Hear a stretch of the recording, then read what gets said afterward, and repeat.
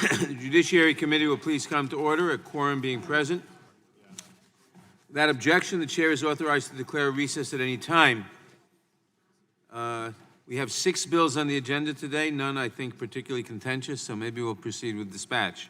Pursuant to Committee Rule 2 and House Rule 11, Clause 2, the chair may postpone further proceedings today on the question of approving any measure or matter or adopting an amendment for which a recorded vote for the ayes and nays are ordered. Pursuant to notice, I now call up H.R. 1327, the Never Forget the Heroes Permanent Authorization of the September 11th Victim Compensation Fund Act for purposes of markup, and move that the committee report the bill favorably to the House. The clerk will report the bill. H.R. 1327, to extend authorization for the September 11th Victim Compensation Fund of 2001 through fiscal year 2090 and for other purposes. Without objection, the bill is considered as read and open for amendment at any point. I will begin by recognizing myself for an opening statement. The September 11th attacks, September 11th, 2001 attacks, created an environmental nightmare. When the Twin Towers collapsed in my district in Lower Manhattan, hundreds of tons of contaminants poured onto the streets and covered first responders, residents, office workers, and students in a cloud of toxic dust. Despite clear evidence of this environmental and health disaster, the EPA insisted that the air in Lower Manhattan and Brooklyn was safe to breathe, unquote.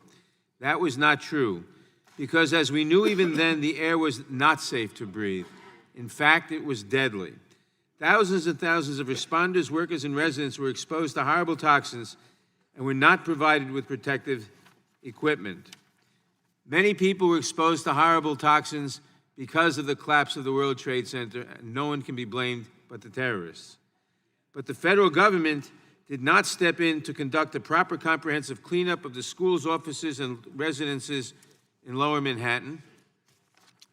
Today, as a direct result of the federal government's inaction in not providing a proper cleanup and deception in assuring people the air was safe to breathe when it wasn't, more than 95,000 responders and survivors are sick. It was for those tens of thousands of brave, selfless, and innocent responders and survivors that Congress came together in 2010 after many years of struggle and negotiation to pass the James Zadroga 9/11 Health and Compensation Act and to fulfill our moral obligation, as President Lincoln said, to care for him who shall have borne the battle and for his widow and his orphan. The Zadroga Act established a national health program to care for those made sick by exposure to toxins in the days, weeks, and months after the 9/11 attack. It also reopened the Victim Compensation Fund to provide support for sick responders or survivors. As the programs were set to expire in 2015, Congress once again came together in a bipartisan measure and reauthorized them. We made the health program essentially permanent and set the expiration date in 2090, ensuring that all those affected by the 9/11 attacks would have the health care they need for as long as they need it. But the 2000 reauthorization extended the Victims' Compensation Fund for only 5 years. As we heard in the Constitution Subcommittee hearing on the VCF yesterday, that 5-year reauthorization was not nearly enough. People are still getting sick as diseases like cancer emerge after long latency periods. Those already sick are getting sicker, and tragically many have died and are dying. Further, as the number of sick responders and survivors continues to rise, the limited resources Congress provided to the VCF have been strained, and now thousands of sick responders and survivors are facing up to 70% cuts in compensation. Yesterday, we heard from many witnesses who are sick or who have lost a loved one because of 9/11-related illnesses. 2 of those 8 witnesses, an FBI agent who worked at the Pentagon site and the widow of a New York construction worker who worked on the pilot Ground Zero, will have their awards cut by 50% and 70%, respectively, because of the claims review process timing. 3 of the other witnesses received their full compensation simply because they got sick earlier. I refuse to accept that the lives of some responders and survivors are worth more than others. Every sick responder and survivor should be treated with the same dignity and compassion. And all responders and survivors, whether they got sick in 2015 or will get sick in 2025 or 2035, should be properly compensated. Congress must act to make that happen. That is why we are here today to mark up H.R. 1327, the Never Forget the Heroes Permanent Reauthorization of the September 11th Victim Compensation Fund Act, a bill I introduced along with Representatives Carolyn Maloney and Peter King.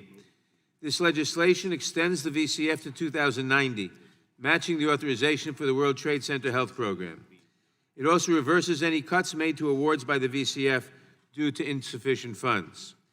The bill has more than 300 bipartisan co-sponsors in the House, including the ranking member of the full committee, the gentleman from Georgia, Mr. Collins, and as of yesterday's hearing, the ranking member of the Constitution Subcommittee, the gentleman from Louisiana, Mr. Johnson. Yesterday, we heard the difficult and often heartbreaking testimony of our witnesses. We have asked so much of our 9/11 responders and survivors. We relied on them to rush to the World Trade Center and the Pentagon under horrible conditions. We asked them to spend months on a burning, dangerous pile. All the responders on our panel echoed the same sentiment. There was nowhere else they would rather have been than at Ground Zero on 9/11. We asked the surrounding community to return to schools, offices, and homes that the federal government knew were horribly contaminated and unsafe. And they went back and reopened businesses and got New York and the country moving again. But because of limits placed on the VCF, we have now also asked them to come to Congress every 5 years to beg for help. It is time for us to give responders and survivors peace of mind once and for all and pass this long-term reauthorization to ensure the VCF will be there for them as long as they need it. I now recognize the ranking member of the Judiciary Committee, the gentleman from Georgia, Mr. Collins, for his opening statement. Thank you, Mr. Chairman, and I'm glad that you and I can come together on this piece of legislation, which I believe is important. And I'm not going to take long. I spoke yesterday about this. I have met with the victims in my office. I have talked with them on many occasions, and the remnants and the effects of that day will regenerate forever. I just do want to say, though, as I said yesterday, the reason we do this is because we do remember. The reason we do this is because we have seen the suffering. The reason we do this is because there is a need that we need to address. I believe, as I said yesterday, when I went to Iraq in 2008, it is still, even to this day, reverberates from the sacrifices that was made that day. The sacrifices that were unintended and not asked for, but went through anyway. When you see firemen and first responders and police all going up the stairs instead of down the stairs. When you saw them outside coming in instead of running away. The terrorists thought that the fires would bring us down, and instead they only revealed. They only revealed the true character of those that were responding and the true character of our nation. It is easy to come together today, I hope, to say that we will do our part, and that is why I support this bill, that is why I'm a co-sponsor of this bill, and look forward to passing it out of this committee, and I yield back. Thank you, Mr. Collins. Without objection, all other opening statements will be included in the record. For what purpose does the gentleman from Florida seek recognition? Ask to move to straight last word. Gentleman is recognized. Chairman Nadler, thank you for moving this bill forward. I know it's so important to your constituents, to New Yorkers, to all of the many people from New York and New Jersey and Connecticut who now live in South Florida, but also to our nation. I'd also like to thank Representative Carolyn Maloney and Representative Peter King for their leadership and strong commitment to bipartisan support for 9/11 victims. I don't know that I will ever see a more selfless act of patriotism in my lifetime than the bravery of the first responders on that day in September and the days and weeks that followed. The police, the firefighters, the paramedics, the doctors, and others who rushed into danger as so many tried to rush out. They knew they might not come home that day, and will forever be grateful for those whose lives were lost. But the ones who did come home, for those who showered off the dust and then went back to claw through debris and came back home only to do it again day after day until the job was done, they are also paying a lifelong price. Nearly 10 years ago, I was a freshman member of Congress, and I had the pleasure of meeting a constituent, Freddie Naboa, who moved to South Florida from his native Queens. Freddie worked as a paramedic supervisor. And on September 11th, 2001, shortly after the North Tower was hit, Freddie was dispatched to the South Tower to help run triage out of the lobby. And then suddenly the ground beneath him began to shake, and the windows burst, and the second tower was hit. Freddie was able to run for cover beneath an ambulance that was completely engulfed in smoke and debris. Over the course of the recovery effort, Freddie spent 18 days digging through the rubble at ground zero. Today, Freddie takes 14 different medications for severe asthma, obstructive lung disease, sleep apnea, liver disease, and diabetes. His asthma is so bad that he doesn't drive anymore. He can't catch his breath on the walk from his house to a car. Before the Victims Fund, there were some months that Freddie was forced to make the difficult choice of food or medicine. He will live with the cost and the pain his entire life. We must do everything that we can to ease the burden that he and every first responder took in those days after 9/11. And to Freddie, and to the first responders who joined us here yesterday as witnesses and observers, to all of the first responders in New York and New Jersey and across our country, we remember the spirit of unity that you embodied in those days at Ground Zero.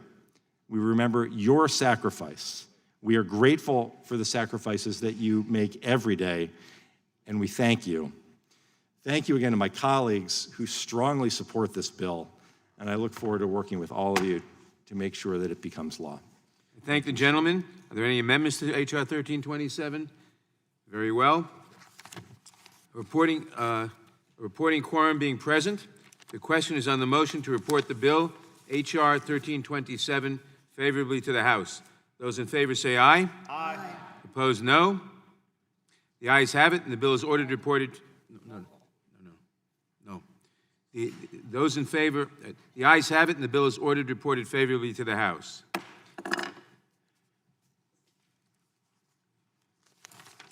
Pursuant to notice, I now call up H.R. 35, the Emmett Till Anti-Lynching Act, for purposes of markup, and move that the committee report the bill favorably to the House. The clerk will report the bill. H.R. 35, to amend Section 249 of Title 18, United States Code, to specify lynching as a hate crime act. Without objection, the bill is considered as read and open for amendment at any point. I will begin by recognizing myself for an opening statement. H.R. 35, the Emmett Till Anti-Lynching Act, is long overdue legislation that would explicitly designate lynching as a hate crime under federal law. The term lynching has most often been used to characterize premeditated extrajudicial executions by a mob in order to punish an alleged transgressor or to strike fear among a targeted group. Throughout history, lynching has been employed as an extreme form of informal group social control and has often been conducted with the display of a public spectacle for maximum intimidation. H.R. 35 is named in honor of Emmett Till, a 14-year-old African-American youth from Chicago who was lynched while visiting an uncle in Mississippi in 1955 in particularly gruesome fashion for allegedly whistling at a white woman. Though lynching touched all races and religions and occurred in all states in the contiguous United States, the practice was predominant in the South, and 4 out of 5 victims were black. During the period between the Civil War and World War II, thousands of African Americans were lynched in the United States. In 1892, the Tuskegee Institute began to record statistics of lynchings and reported that 4,742 reported incidents had taken place by 1968, of which 3,445 of the victims were African Americans.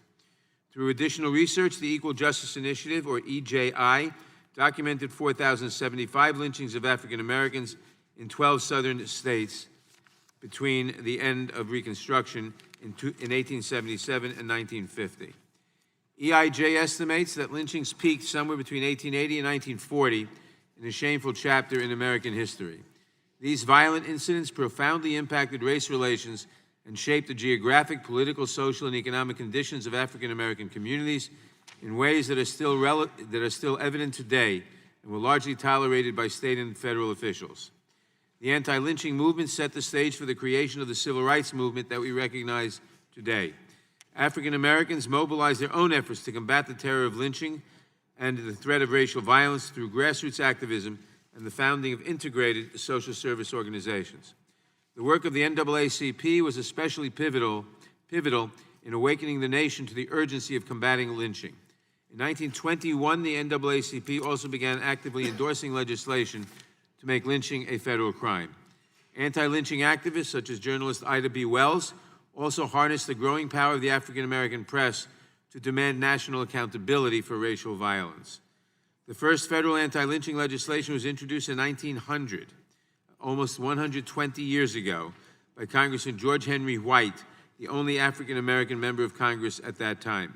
Unfortunately, neither his bill nor any other anti-lynching bills that were introduced in the decades that followed managed to pass Congress. Although anti-lynching legislation passed by a large majority in the House of Representatives in 1922 and was supported by then-President Warren G. Harding, the Southern Democratic bloc in the Senate prevented it from coming to a vote in 1922, as well as similar legislation in 1923 and 1924, claiming that it would be unconstitutional and an infringement upon states' rights. However, the extensive debate on the bill, in combination with the 1919 NAACP report and the related National Conference on Lynching, moved local and state governments to take lynching more seriously, leading to a dramatic decrease in incidents after 1922. The enactment of the Civil Rights Act of 1968 was the closest that Congress ever came in the post-Reconstruction era to enacting anti-lynching legislation. Although the Civil Rights Conspiracy Statute does not specify the offense of lynching as a federal crime, this section has been used by the Department of Justice to prosecute civil rights era crimes and hate crimes that were described as lynching in public discourse. However, despite the existence of federal criminal enforcement against hate crimes, it remains important to enact federal anti-lynching legislation given the historical context of these violent incidents. Lynching was a violent tactic of racial subordination closely linked to the deprivation of freedmen's post-Reconstruction constitutional rights. Moreover, the fear of lynching was a major factor in the Great Migration to the North and changed the demographics of the nation. Politically, the terms of the lynching debate still echo through Congress and influence the debate around social justice policy. In his farewell address to Congress, Representative George Henry White lamented the failure of his anti-lynching bill of 1900 by observing that, quote, "During the last session of this Congress, I took occasion to address myself in detail to this particular measure. But with all my efforts, the bill still sweetly sleeps in the room of the committee to which it was referred. The necessity of legislation along this line is daily being demonstrated. The arena of the lynching no longer is confined to southern climes, but is stretching its hydra head over all parts of the Union," close quote. Today, we act to correct this historical injustice that rests heavily on the conscience of this committee and this Congress. Accordingly, I thank the gentleman from Illinois, Mr. Rush, for his leadership on this important issue and his attention to history. I urge my colleagues to support this legislation. I now recognize the ranking member of the Judiciary Committee, the gentleman from Georgia, Mr. Collins, for his opening statement. Thank you, Mr. Chairman. H.R. 35, the Emmett Till Anti-Lynching Act, recalls a horrible period in our nation's history. In fact, many may claim this bill is actually a century too late. After all, the first anti-lynching bill was introduced more than 100 years ago, but never became law. Back then, lynchings were a popular atrocity committed by the Ku Klux Klan against black communities, Catholics, Jews, Republicans, anybody else for that matter. Lynching, which is used to intimidate a certain populace, is the practice of a murder by a group of people by extrajudicial action. What we find here today is this legislation will ensure that those who engage in mob violence resulting in death are dealt with in the federal system. It is my gladness that we come through. We're doing this bill, although I believe there will be some questions that I think will be raised and legitimately raised by members on our side to make sure that we actually have the tightest bill that we possibly can so that it is actually enforced in the way it needs to be enforced. And I appreciate the concerns coming forward. I look forward to supporting this bill as we move forward and would yield back the balance of my time. I thank the gentleman. I now recognize the chair of the Subcommittee on Crime, Terrorism, and Homeland Security, the gentlelady from California, Ms. Bass, for her opening statement. Thank you, Mr. Chair. I stand with my colleagues on the committee in supporting H.R. 35, the Emmett Till Anti-Lynching Act, in order to make a long overdue change to our law and denounce the terror represented by the thousands of lynchings that have taken place in this country since Reconstruction. I do have to say, though, that lynchings were not just perpetrated by the Ku Klux Klan.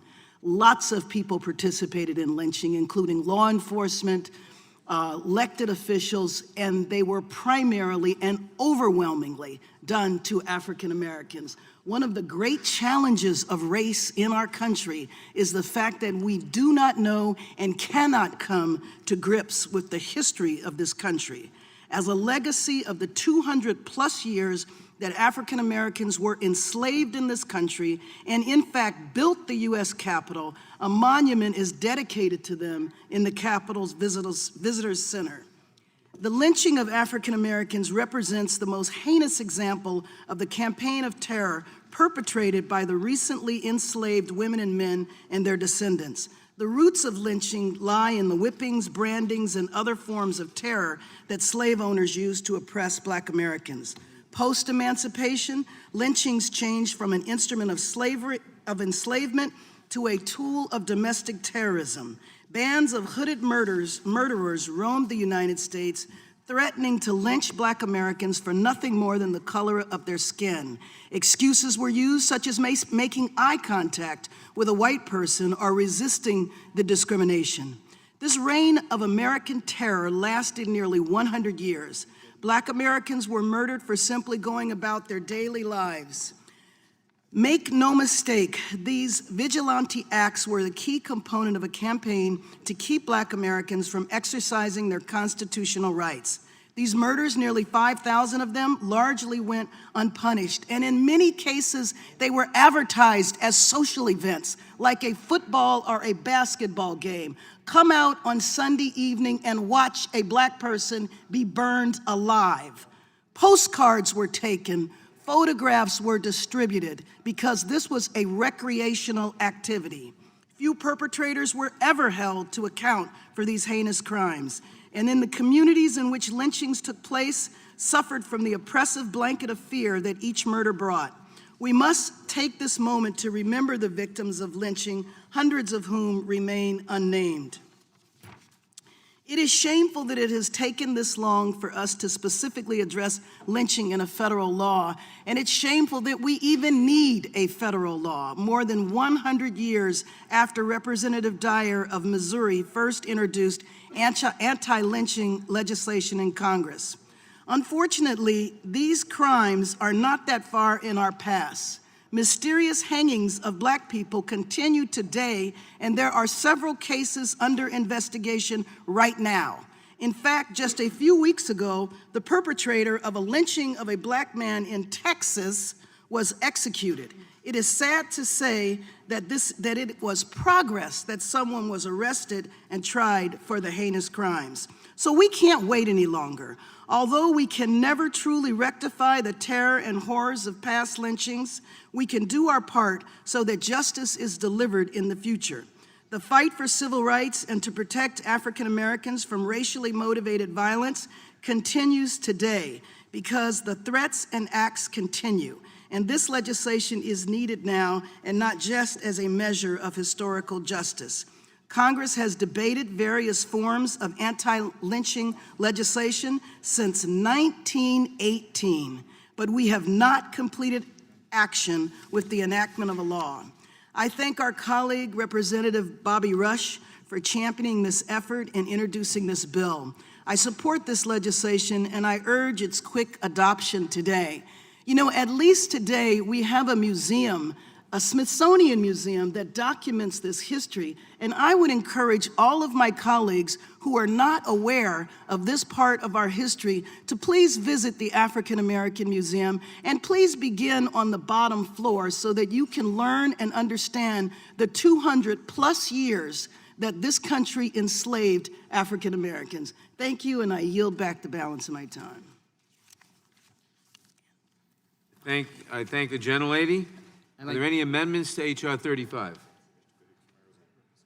For what purpose is the gentleman from Arizona I have an amendment at seek the desk. recognition? I have an amendment at the desk. Clerk will report the amendment. Amendment to H.R. 35, offered by Mr. Biggs of Arizona. On page 5, line 2, insert knowingly before causes. The gentleman is recognized in support of his amendment. Thank you, Mr. Chairman. I appreciate the opportunity to offer this amendment.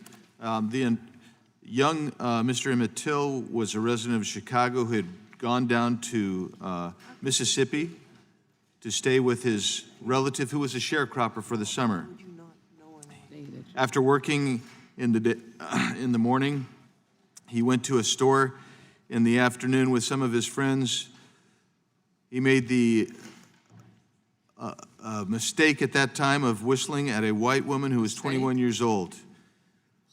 Her husband and another then later brutally abducted him, went into his home, took him away, and inhumanely tortured and in barbarous fashion murdered him and hid his body.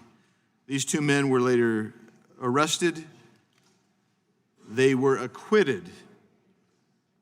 And even to add further insult to this inhumane crime, they received payment for selling their story as to what happened to a periodical. This is outrageous conduct. It's inhumane conduct. It's brutal and barbaric in nature. And so my attention here is, if we're going to pass a bill, I think it should be the best bill we could possibly get. And so I refer technically to the language on line 23 of page 4, which uses the culpable mental state requirement of willfully.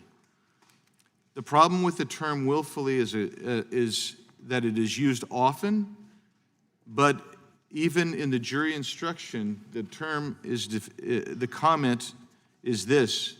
It says, the committee does not recommend any general instruction defining the term willfully because no single instruction can accurately encompass the different meanings this term has in federal criminal law. This term is a word of many meanings, its construction often being influenced by its context. Most state statutes resort to what was called the Uniform Criminal Code at the time that it's offering in the early 80s, late 70s, and it defines culpable mental state in 4 ways: intentional, knowingly, reckless, or with criminal negligence. Provides very specific understanding of what that is. It seems to me that we would make a better statute if we worked on correcting the term willfully, which I think is a real problem, because if we're going to prosecute these crimes, we want them to be prosecuted effectively and without any kind of misunderstanding. And so that is the point I'm trying to make with regard to culpable mental state, because you actually create an additional problem by using the culpable mental state requirement just in the next line when you say intentional. And thus, I don't want there to be any kind of confusion on the part of triers of fact. And with that, I'm going to withdraw my motion to amend, but I'm just suggesting that we might want to revisit that to make sure it's tighter and more complete. But gentlemen, yield. Yes, I'll yield. Good. I appreciate the gentleman's concern. And like I said, legislation that we support, we can also always try to make better. I appreciate the gentleman's concern, and my hope is this would go through the process, we could make it better, making sure it's tight to do exactly what it needs to do. And I do appreciate the gentleman. I appreciate his withdrawal. Just wanted to give support. I appreciate the gentleman's withdrawal, and we'll certainly be willing to look at the problem with the word willfully, I think, is what you're really talking about. I'd like to, Without objection, the amendment is withdrawn. I'd like to strike the last word. Gentlelady from Texas. First of all, I want to thank the gentleman for withdrawing his amendment, and I understand, as a lawyer, his effort to be precise, and certainly we acknowledge that. Let me take particular note of George Henry White, who in the early 1900s, the 20th century, even before the heinous death of Emmett Till, was one of those who introduced the first anti-lynching bill, and he led the way for 200 bills to come after him.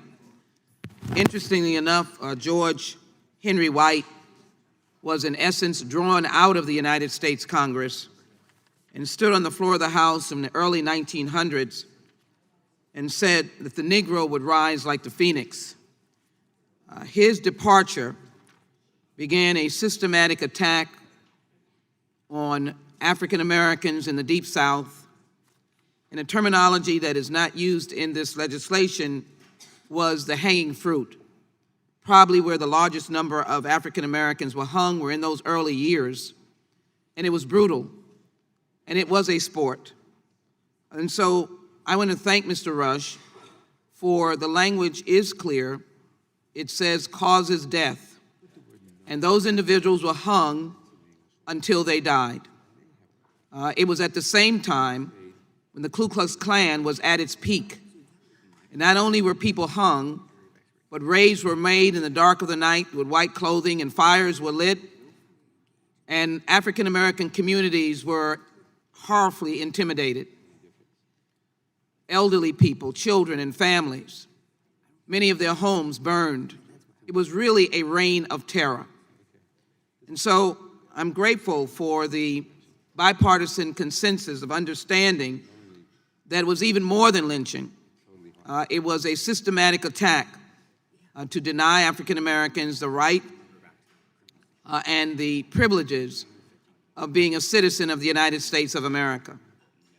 In the next week, we will have a companion analysis be brought before this committee, and I'm grateful for the leadership of this committee, subcommittee chair of the Constitution Committee, and the full committee chair and members, where we'll have an opportunity to hear the assessment of a commission on reparations. The more we understand the vileness and viciousness and the loss of life that occurred, both by lynching and other means of violence, the more opportunity we can bring our nation together, just as we understand immigrants and non-immigrants, to better understand our diversity. It makes America great.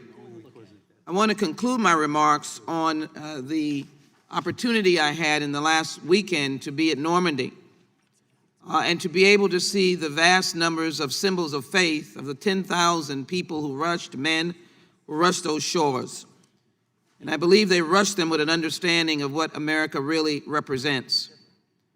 And in the sense of the guidance of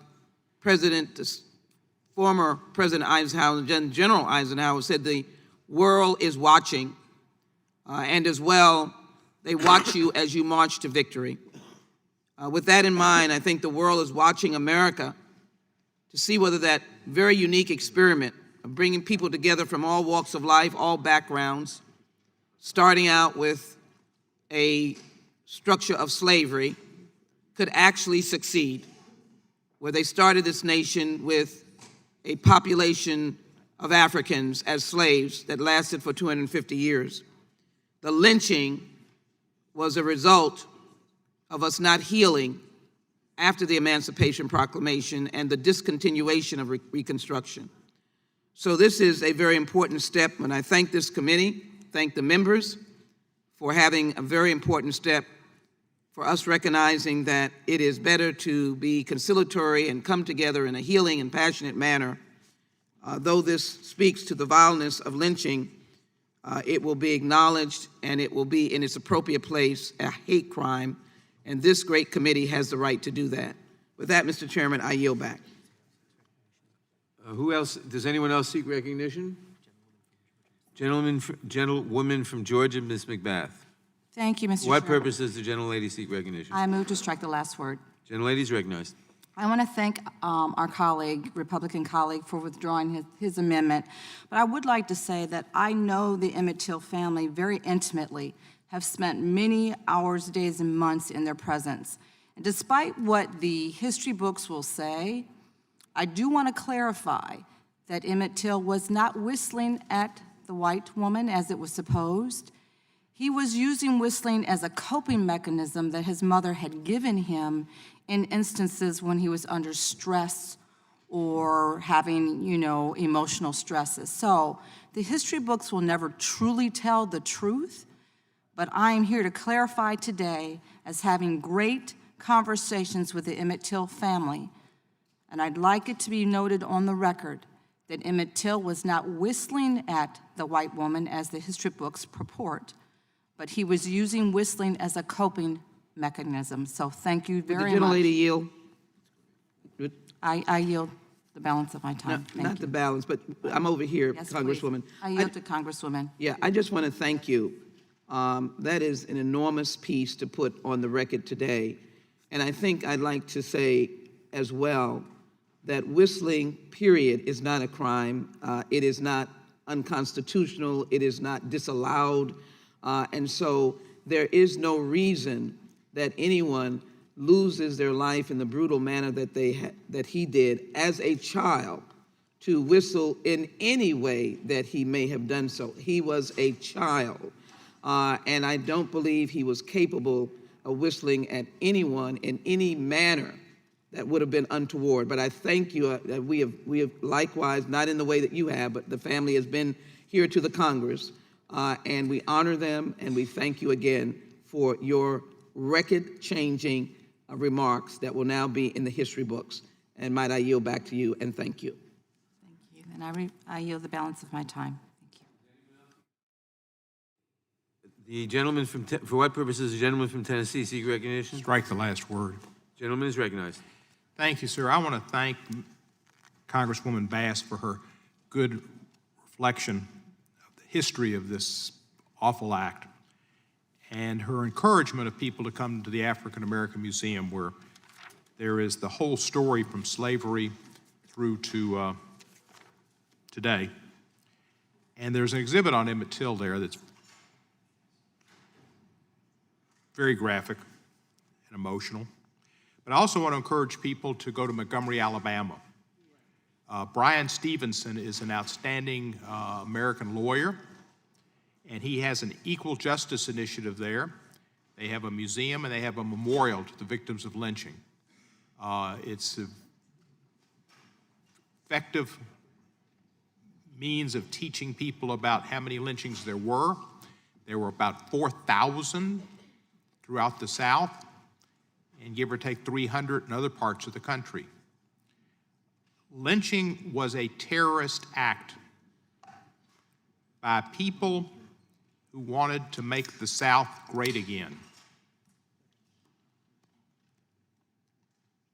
Paralleling the lynching were the erection of statues memorializing the leaders of the Confederacy. In my hometown, it included a slave trader, a soldier, but a slave trader. And that statue was recently taken down, but still people are fighting it. They're still fighting to keep that statue. But these were parallel movements to make the South great again, because they didn't accept the results of the Civil War. They didn't accept the Civil War amendments to the Constitution. And this is long in coming, but appropriate. I thank the sponsor, and I look forward to passing it and seeing it become law. I yield back the balance of my time. For what purpose does the gentlelady from Pennsylvania seek recognition? To strike the last word. Gentlelady is recognized. Thank you, Mr. Chairman, and I thank the gentleman for withdrawing his amendment. I, too, had the chance to visit the National Memorial for Peace and Justice this past year with Representative John Lewis and a cohort of our colleagues and people who were there at the time of the crossing of the bridge. One woman spoke to us. She was, I think, only 8 at the time she crossed the bridge. But we had the chance to go to what is informally known as the National Lynching Memorial. It is breathtaking. As my husband and I walked through it, he said every American should come here. Everyone should understand our history, because those who cannot remember the past are condemned to repeat it. So it's a powerful memorial to create a single memorial to the victims of white supremacy in the United States who suffered the grievous atrocities of lynching.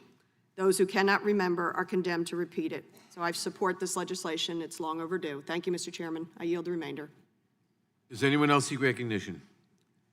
A reporting quorum being present, the question is on the motion to report the bill H.R. 35 favorably to the House. Those in favor say aye. Aye. Aye. Those opposed, no. The ayes have it, and the bill is reported favorably to the House. Pursuant to notice, I now call up H.R. 677, the 21st Century President Act, for purposes of markup, and move that the committee report the bill favorably to the House. The clerk will report the bill. H.R. 677, to amend gendered terms in federal law relating to the president and the president's spouse. Without objection, the bill is considered as read and open for amendment at any point. I will begin by recognizing myself for an opening statement. H.R. 677, the 21st Century President Act, modernizes current law criminalizing threats against former presidents and their families by removing gendered terms from the statute. It makes no substantive change in the law. This provision, Section 879 of Title 18, was enacted in 1982 in the aftermath of John Hinckley Jr.'s attempt on the life of then-President Ronald Reagan. Section 879 makes it unlawful to threaten to kill, kidnap, or inflict bodily harm upon a former president, president-elect or vice president-elect, or a major candidate for president or vice president, or their, quote, immediate family, unquote, member. The statute, however, defines immediate family with terms such as wife, her, and widow, which presumes the president will always be a man married to a woman. When the law was enacted in using these terms, Congress did not account for issues of gender equality, an area in which we have made important, though incomplete, progress. At present, one member of the LGBTQ community and 6 women have declared themselves to be candidates for the presidency. Whether or not any one of these candidates is nominated or elected, it is clear that the terminology in the statute is outdated and should be changed to refer to the spouse of a former president. I want to thank Representative Mark Pocan for identifying this anachronism in the law and for introducing this bill to rectify it. H.R. 677 will indeed take this law into the 21st century. Therefore, I support this bill, and I urge my colleagues to do the same. I now recognize the ranking member of the Judiciary Committee, the gentleman from Georgia, Mr. Collins, for his opening statement. Thank you, Mr. Chairman. At this point, again, as you have sort of stated in this bill, this is a change of language. I think that updates the code in this. I would not oppose this legislation, but I think as we look at this as we go forward, I think this is something let's move forward to. Look forward to it. I'll support it. Yield back. Thank you, Mr. Collins. Without objection, all other opening statements will be included in the record. Are there any amendments to H.R. 677? A reporting quorum being present. The question is on the motion to report the bill, H.R. 677, favorably to the House. Those in favor say aye. Aye. Those opposed, no. The ayes have it, and the bill is ordered reported favorably to the House. Members will have 2 days to submit views.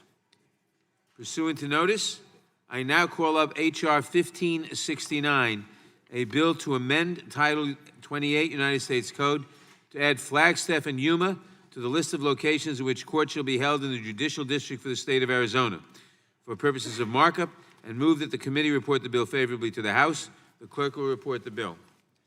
H.R. 1569, to amend Title 28 United States Code to add Flagstaff and Yuma to the list of locations in which courts shall be held in a judicial district in the state of Arizona. Without objection, the bill is considered as read and open for amendment at any point.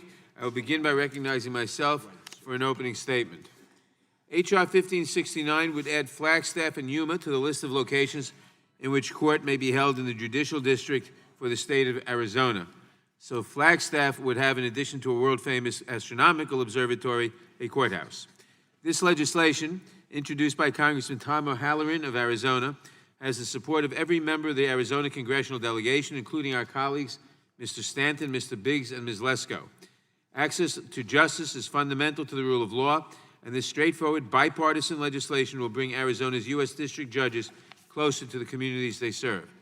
Currently, by statute, the United States District Court for the District of Arizona may hold court in 4 cities: Globe, Phoenix, Prescott, and Tucson. But Arizona's population has changed significantly in the 71 years since that statute was enacted in 1948. The population of Yuma, for example, has increased tenfold. The population of Flagstaff has increased almost as much. Today, litigants in those parts of the state have to drive for hours to the nearest courthouse where a federal judge is permitted to sit. For example, someone living on the Navajo Nation Indian Reservation currently has to drive 4 to 5 hours to the federal courthouse in Prescott. Their trip would be nearly half that if they could go to Flagstaff instead.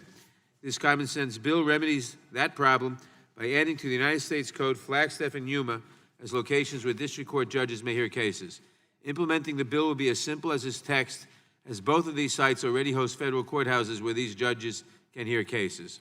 I want to thank Mr. Stanton for his strong advocacy for this legislation, as well as the efforts of Mr. Biggs and Ms. Lesko. I am pleased to support this bipartisan legislation, and I urge my colleagues to do so as well. I now recognize the ranking member of the Judiciary Committee, the gentleman from Georgia, Mr. Collins, for his opening statement. Thank you, Chairman Adler, and thanks for this bipartisan piece of legislation. As you have thanked the Arizona delegation, I think this is a great way to come together. And this is a useful piece of legislation that actually takes into account the changes that have happened in some of our judicial circuits, Arizona being particularly one, especially in the population increases in Flagstaff and Yuma have become important to the business and legal community. As you laid out, this would actually help access to courts and also cut down on travel time as we go forward. In this legislation will make better use, I think, of the judicial and attorney resources and make better use to serve the public by allowing the district court judges to hear the cases in existing federal courthouses in Flagstaff and Yuma with minimal, if any, additional administrative costs. Again, I congratulate the Arizona delegation for coming together and highly recommend this, and yield back. Thank you, Mr. Collins. Without objection, all other opening statements will be included in the record. For what purpose does the gentleman from Arizona seek recognition? Thank you very much, Mr. Chairman. I move to strike the last word. Motion is the last word is duly struck, and the gentleman is recognized. Thank you, Mr. Chairman. I'm very happy to see this Judiciary Committee move forward with H.R. 1569, a bipartisan bill that will add the cities of Flagstaff and Yuma to the list of locations in which district court can be held in my home state of Arizona. It has the full support of our Arizona delegation, including my colleagues on the Judiciary Committee, Congressman Biggs and Congresswoman Lesko. Currently, district court-related matters can only be held in Globe, Phoenix, Prescott, and Tucson, even though both Flagstaff and Yuma have federal courthouses. At the moment, these courthouses have magistrate judges that oversee judicial and law enforcement activity, but they cannot oversee criminal trials and cases. H.R. 1569 would change this. Under the current structure, Flagstaff and Yuma area residents have to travel long distances for district court proceedings. If a Yuma resident needs to attend a hearing or to report for jury duty, they have to travel 195 miles to Phoenix. A Flagstaff resident would have to travel almost 100 miles to Prescott. We can do better. Access to courts, whether we're talking about a physical location or reducing cost barriers to our court system, is critical to protect the American people's constitutional rights to equal protection and due process under law. Access to justice should not be dictated by where you live. I'm proud to support H.R. 1569 because it will have a tremendous impact on the residents in these parts of our state. Simply put, this is a common sense action that will make our court system in Arizona more efficient. I yield back. Thank you. Are there any amendments to H.R. 1569? A reporting quorum being present, the question is on the motion to report the bill H.R. 1569 favorably to the House. Those in favor say aye. Aye. Opposed, no. The ayes have it, and the bill is reported favorably to the House. Members will have 2 days to submit views. Pursuant to notice, I now call up H.R. 2368, the Supporting and Treating Officers in Crisis Act of 2019, for purposes of markup, and move that the committee report the bill favorably to the House. The clerk will report the bill. H.R. 2368, to amend the Omnibus Crime Control and Safe Streets Act of 1968 to expand support for police officer family services, stress reduction, and suicide prevention, and for other purposes. Without objection, the bill is considered as read and open for amendment at any point. I will begin by recognizing myself for an opening statement. H.R. 2368, the Supporting and Treating Officers in Crisis Act of 2019, would provide important mental health and suicide prevention services to law enforcement officers. The bill would modify an existing but expired authorized program that provides support services to families of law enforcement officers by including services directly targeted at law enforcement officers themselves. This measure would also reauthorize the program, would expand the range of services that can be offered, and would authorize funding of up to $7.5 million for each of the next 4 fiscal years to fund both family and law enforcement mental health programs. Every day, we rely on the law enforcement community to keep our neighborhoods safe. Doing so is not easy. The work of law enforcement can be highly stressful. It often exposes those charged with upholding the law to dangerous and challenging circumstances. The American people set high standards for the law enforcement community, and the vast majority of officers do so honorably and selflessly. Yesterday's hearing on the reauthorization of the 9/11 Victim Compensation Fund was a reminder of the heroism and sacrifice our nation's law enforcement officers are often called to muster. The impact of day-to-day patrolling on law enforcement officers, especially in the aftermath of a catastrophic event, is profound. Studies consistently show that law enforcement officers have above-average stress levels in their jobs. In their daily duties, 83% of officers report dealing with calls for service involving family disputes and crisis situations. Even more straining, 27% of officers report arriving to a scene with a dead or battered child. Given these daily rigors, it comes as no surprise that the mental health consequences for officers are pervasive. One study found that 7% of the officers sampled met the criteria for PTSD, or post-traumatic stress disorder. The Centers for Disease Control concluded that the rate of suicides among workers in protective services, those who are employed in law enforcement and firefighting, is 50% higher than the national average. Officer suicides in 2017 and 2018 exceeded the number of officers killed in the line of duty from homicides, traffic accidents, and other causes. The status quo cannot persist. Unlike other recent efforts, this bill directs the Attorney General to provide grants that would direct mental health services to law enforcement officers and their families. This initiative includes evidence-based programs to reduce stress, prevent suicide, and promote mental health. Recipients of this grant may also use funds to establish suicide prevention hotlines and develop programs to provide specialized training to provide treatment to officers in crisis or who are contemplating suicide. I thank our colleagues, the gentleman from Pennsylvania, Mr. Reschenthaler, and the gentlelady from Pennsylvania, Ms. Dean, for championing this effort and introducing this bipartisan bill. I support this important legislation, and I urge its adoption. I now recognize the ranking member of the Judiciary Committee, the gentleman from Georgia, Mr. Collins, for his opening statement. Thank you, Mr. Chairman, for bringing us to this today in H.R. 2368, the Supporting and Treating Officers in Crisis, or the STOIC Act of 2019. This bipartisan and bicameral measure is long overdue and should be passed by this body and sent to the President's desk for signature. In 2018, at least 159 officers died by suicide, almost 10% more than the total number of line of duty deaths resulting from 15 other causes such as felonious assault, patrol vehicle accident, heart attack, and duty-related illness, among others. If enacted, the STOIC Act would expand the statutory language of pre-existing family support grant programs to ensure that they support suicide prevention efforts, mental health screenings, and training to identify officers who are at risk for suicide. It would also appropriate $7.5 million for the next 5 years for these programs. Unfortunately, these programs have gone underfunded for nearly 2 decades.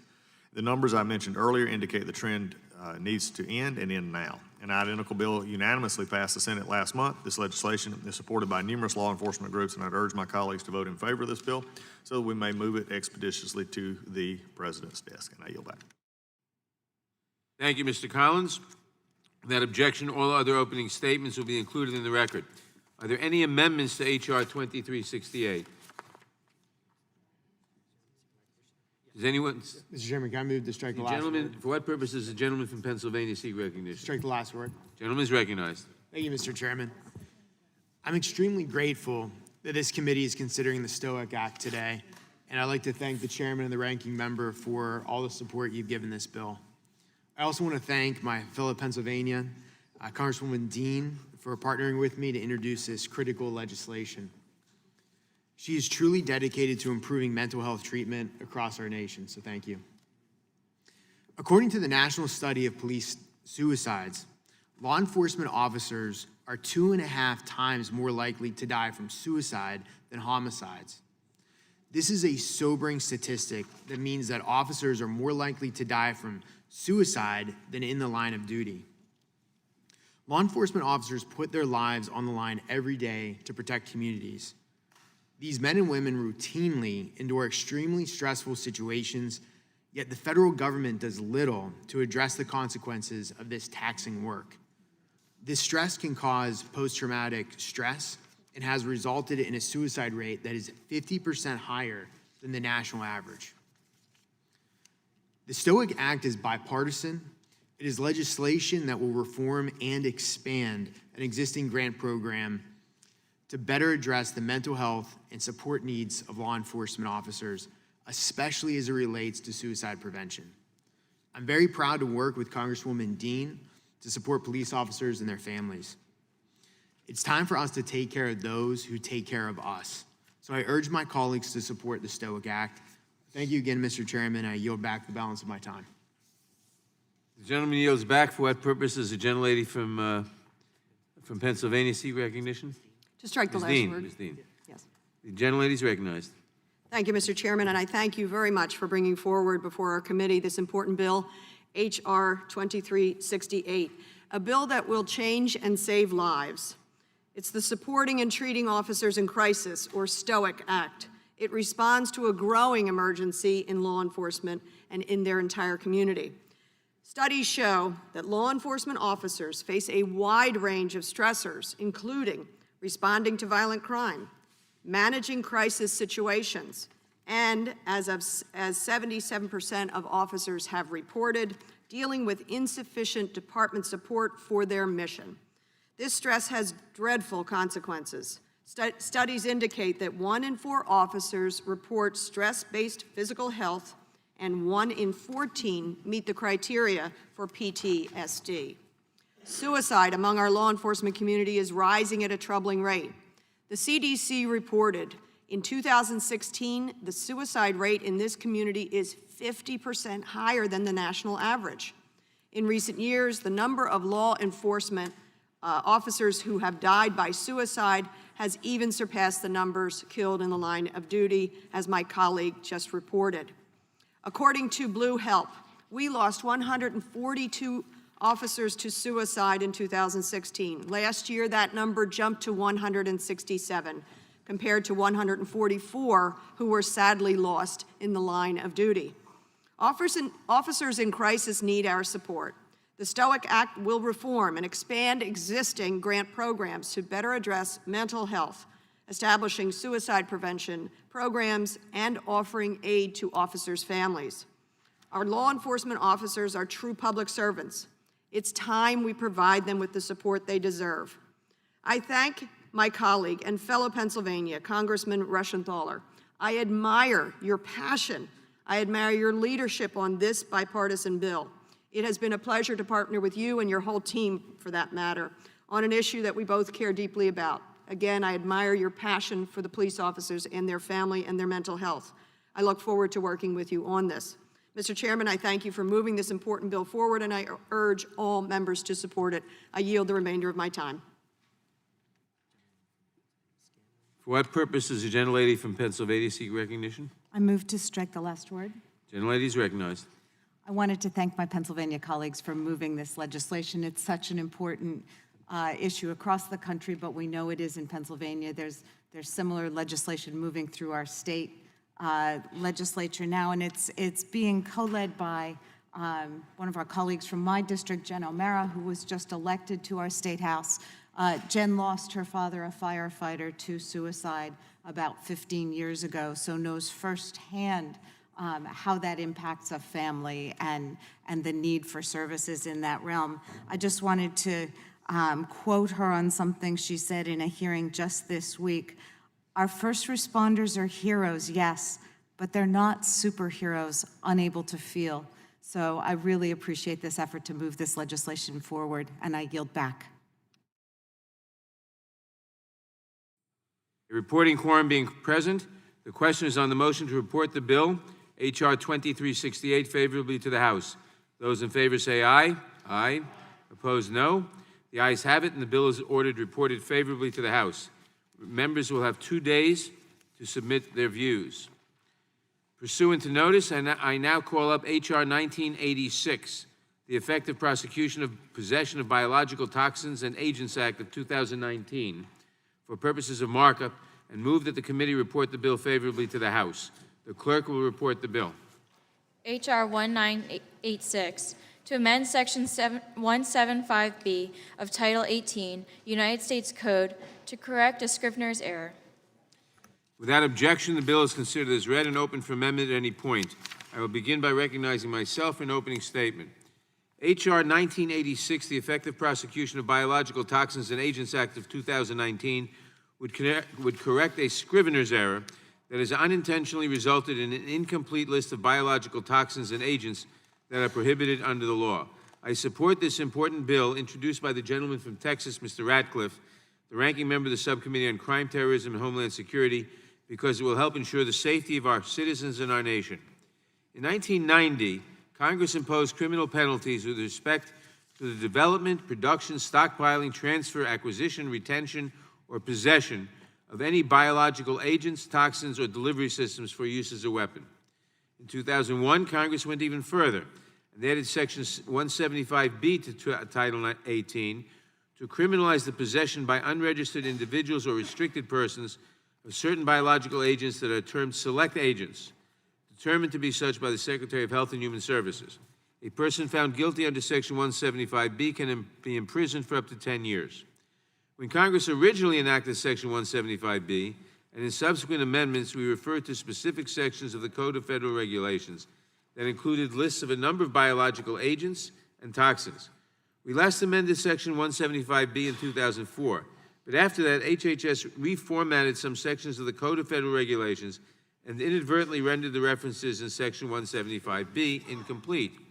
One of the select agents that was accidentally left off the list of prohibited substances is ricin, a poison found in castor beans.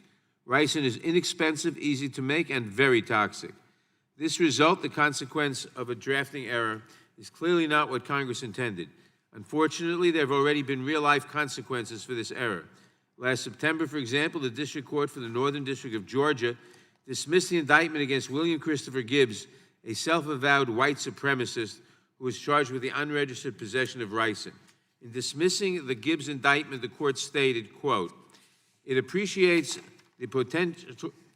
court stated it, quote, appreciates the potential dangers associated with individuals possessing potentially hazardous agents and toxins without permission to do so. Equally, though, the court takes very seriously the principle that citizens ought to have fair and clear warning of the conduct for which they can be held criminally responsible. It falls to Congress to write criminal laws or to amend them if they yield unfair or unwanted results. The role of the courts, on the other hand, is limited to fairly reading and applying the laws Congress writes, not to change them. The Senate has already done its job by passing an identical version of H.R. 1986. It is now our turn. The possession and distribution of ricin is dangerous and should be included in the current statute, as we had intended. This legislation corrects this error and its unintended but serious consequences. I thank the gentleman from Texas for introducing this bill, and I urge all of my colleagues to support it. I now recognize the ranking member of the Judiciary Committee, the gentleman from Georgia, Mr. Collins, for his opening statement. Thank you, Mr. Chairman, and I do appreciate my friend from Texas, Mr. Ratcliffe, introducing this legislation, which I'm a co-sponsor of. But, and as you have said, H.R. 1986 fixes a technical but important error in the federal code, and the current law makes it a crime for certain restricted persons to possess a biological agent or toxin listed as a selected agent by the HHS Secretary. Several years ago, the HHS reformatted its regulations, which caused certain toxins, including ricin, to not be covered by the criminal code. And now we are actually seeing the effects of that error, and individuals who would otherwise be guilty of a crime, unregistered possession of ricin, have been moving to dismiss, and federal prosecutors have argued, although having argued that it's a Scrivener's error, have been stymied. And as you have mentioned, in my district of Northeast Georgia, the Gibbs case showed that. I think the court was very plain in that. It's Congress's job to fix the problem it created in federal law, and that is what we're doing here today. I support the bill and yield back. Thank you, Mr. Collins. Without objection, all other opening statements will be included in the record. Are there any amendments to the bill? Does anyone seek recognition? Well, a reporting quorum being present, the question is on the motion to report the bill 1986 favorably to the House. Those in favor say aye. Aye. Aye. Those opposed, no. The ayes have it, and the bill is ordered reported favorably to the House. Members will have 2 days to submit views. This concludes our business for today. Thank you to all our members for attending. Without objection, the markup is adjourned.